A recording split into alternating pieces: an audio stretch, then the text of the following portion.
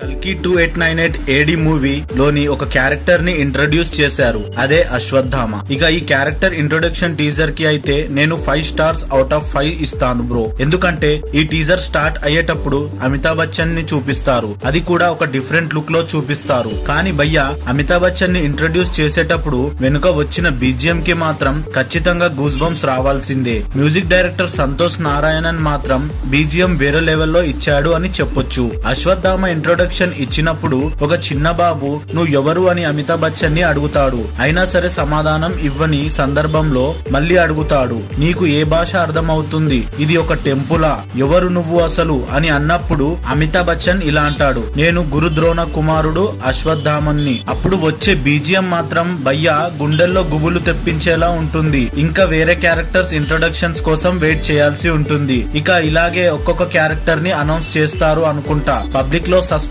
Create చేయడం కోసం. మీరు ఈ అశ్వత్థామ క్యారెక్టర్ కి ఎంత రేటింగ్ ఇస్తారో కింద కామెంట్ చేసి చెప్పండి. అలాగే మరిన్ని ఇటువంటి మూవీ న్యూస్ కోసం మన ఛానల్ ని సబ్స్క్రైబ్ చేసుకోండి.